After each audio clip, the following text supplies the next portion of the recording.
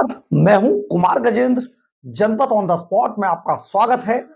हमारे एक दूसरे social media platform podcast with Kumar Gajendra में भी आपका स्वागत है, जहां आप हमें सुन सकते हैं।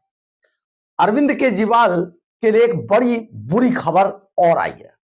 खबर यह है कि अरविंद केजरीवाल ने जिस तरीके से दिल्ली परिवहन निगम यानी कि डीटीसी को अपने कार्यकाल के दौरान डुबो दिया, ये अपने आप में आप समझिए अरविंद केजरीवाल की एक और काली करतूत में शामिल हो चुका है, दर्ज हो गया है। और इसको लेकर आज एक और सीएजी यानी कि कैग की एक रिपोर्ट और जारी कर दी गई। दरअसल है क्या, भारतीय जनता पार्टी की नवनियुक्त रेखा गुप्ता सरकार ने अपने पहले बजट के लिए आज इसका शंखनाद कर दिया।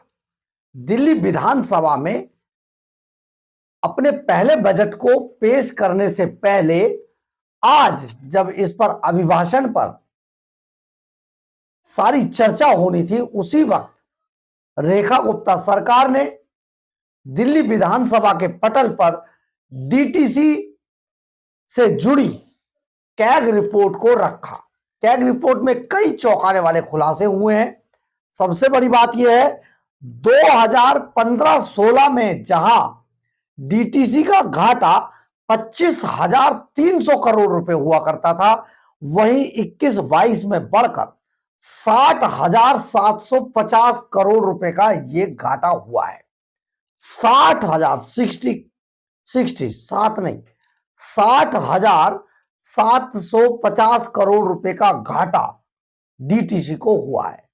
और इस डीटीसी के इस बड़े घाटे के पीछे जो कैग ने अपना तर्क दिया है, उसमें उन्होंने बताया है कि दिल्ली परिवहन निगम की बसों का जो बेड़ा था, यानी कि जो बसों की संख्या बढ़ाई जानी थी, वो संख्या बीते 10 सालों में अरविंद केजरीवाल ने ना के बराबर बसें खरीदी। यानी कि अरविंद केजरीवाल ने दिल्ली की जनता को एक तरफ तो यह दिखाया कि वो मुफ्त की रेवड़ियां बांटने में कितने एक्सपर्ट है, लेकिन वहीं दूसरी ओर दिल्ली के उन्हीं गरीब लोगों को, जो लोग डीटीसी बसों में आज भी चलते हैं, उन सब को नुकसान पहुंचाने के लिए दिल्ली के अंदर दिल्ली परिवहन निगम की बसें बढ़ाई नहीं। यानी कि बेड़ा जितनी बसें थी उतनी ही रही, उसमें 10, 20, 50 जो इलेक्ट्रिक बसें बढ़ी, बस वही बढ़ी, इसके अलावा बसें बढ़ी नहीं। यानी कि 2010 के दौरान जब दिल्ली में राष्ट्रमंडल खेल होने वाले थे, उस समय शीला दीक्षित सरकार ने जितनी बसें खरीदी थी, लो फ्लोर बसें, वो उतनी ही रही। इसके आगे 150 बसें बढ़ी, आगे कुछ हुआ नहीं, जिस कारण डीटीसी का घाटा लगातार बढ़ता चला गया। और आज डीटीसी डिपार्टमेंट एक तरीके से देखा जाए तो बंद होने के अपने कगार पे आ चुका है।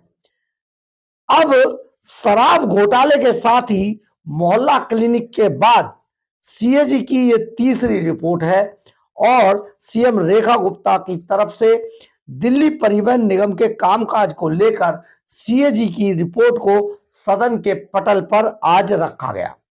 दरअसल रेखा गुप्ता की तरफ से डीटीसी के कामकाज को लेकर रिपोर्ट पेश किए जाने के बाद हंगामा होना तय था, क्योंकि आम आदमी पार्टी अपने खिलाफ तो कुछ चाहेगी नहीं।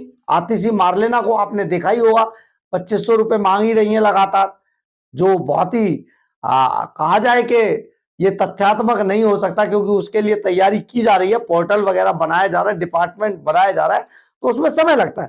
खैर, ये तो कंफ्यूजन की राजनीति और झूठ की राजनीति ही करते रहे आम आदमी पार्टी के लोग। लेकिन सबसे बड़ी बात यह है, इससे पहले बीजेपी लगातार आम आदमी पार्टी को भ्रष्टाचार के मुद्दे पर घेरती रही है। अब सदन में बीजेपी नेता भ्रष्टाचार के मुद्दे पर आम आदमी पार्टी पर निशाना साधेंगे।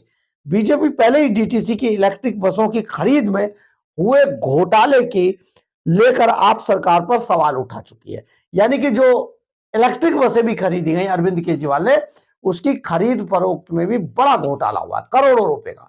यानी कि ये लोग केवल अपनी जेबें भरते रहे, गरीब जनता को ये दिखाते रहे देखो मुफ्त की रेवड़ियां दे रहे हैं, और गरीब जनता को दूसरे पासे बर्बाद करते रहे। जो लोग बड़े स्वाभिमान से दिल्ली के अंदर विभिन्न जगहों पर नौकरी पेशे के लिए जाते हैं, उनके लिए बसों का बेड़ा बढ़ाया ही नहीं, जिससे डीटीसी का घाटा 60,750 करोड़ तक जा पहुंचा।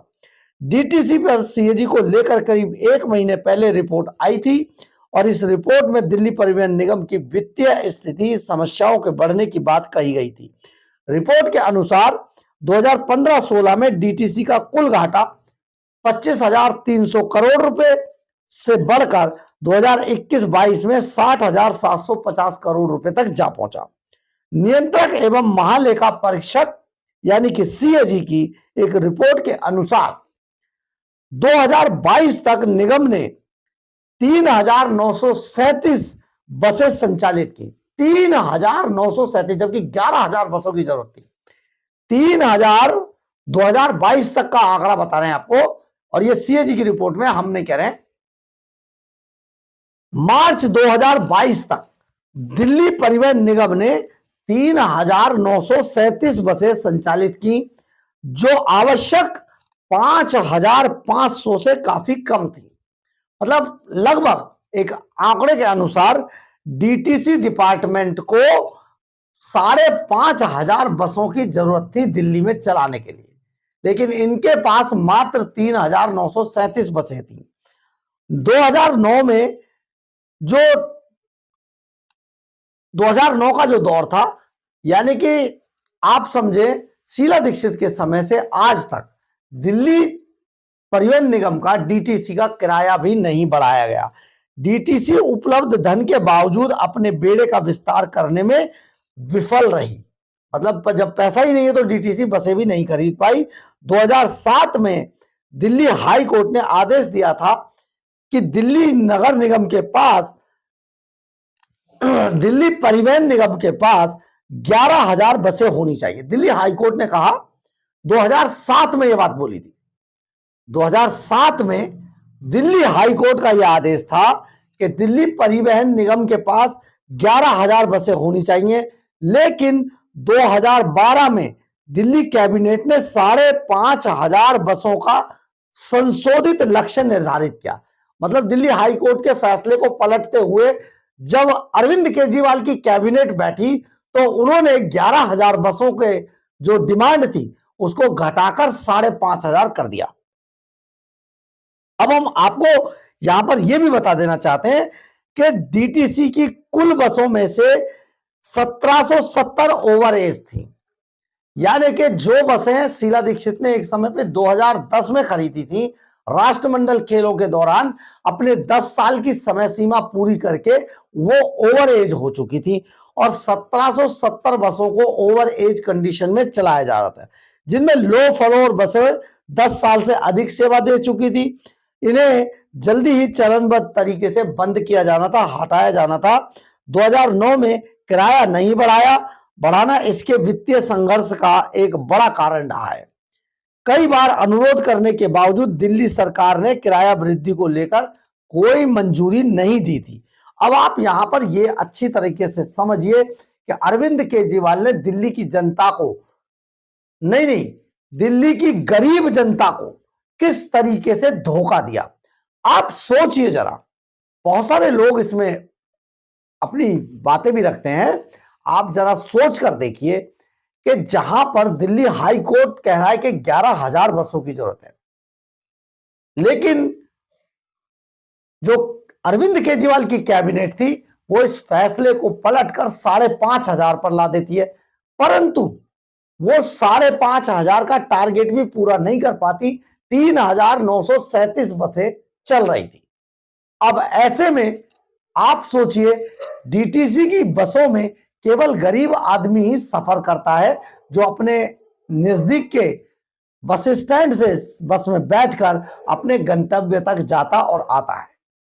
ऐसे में एक तरफ मुफ्त की रेवड़ी देने का झांसा देना अरविंद केजरीवाल एंड कंपनी द्वारा, और दूसरी तरफ उनके लिए बसें भी ना बढ़ाना, यह सचमुच बहुत जबरदस्त टू मच था।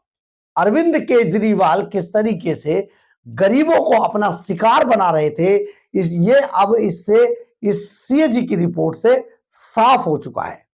तो बहुत बड़ी बात है, सदन में आज काफी हंगामे के बाद डीटीसी की जो सीएजी की रिपोर्ट थी आज वो रख दी गई है और अरविंद केजरीवाल एंड कंपनी से अब लगातार सवाल दागे जाएंगे। लेकिन आप सोचिए, केजरीवाल के कार्यकाल में सिर्फ और सिर्फ भ्रष्टाचार, झूठ फरेब और मक्कारी के अलावा कोई काम दिल्ली के लिए हुआ ही नहीं। तो ऐसे में अब अरविंद केजरीवाल को निकालकर दिल्ली की जनता ने बाहर फेंक दिया है। लेकिन इससे पहले अरविंद केजरीवाल पंजाब में एक बार फिर से जाए। पंजाब के अंदर घमासान मचा हुआ है, क्योंकि अरविंद केजरीवाल को अब पूरे देश में, देश ही नहीं दुनिया के लोग उनकी इस मक्कारी को समझ चुके हैं। बहरहाल, अगर आपको हमारी खबर अच्छी लगे तो आप इसे लाइक, सब्सक्राइब और शेयर जरूर करें। कमेंट्स बॉक्स में अपनी राय जरूर लिखें, इससे हमें बहुत बहुत बहुत ऊर्जा मिलती है। जय हिंद, जय भारत।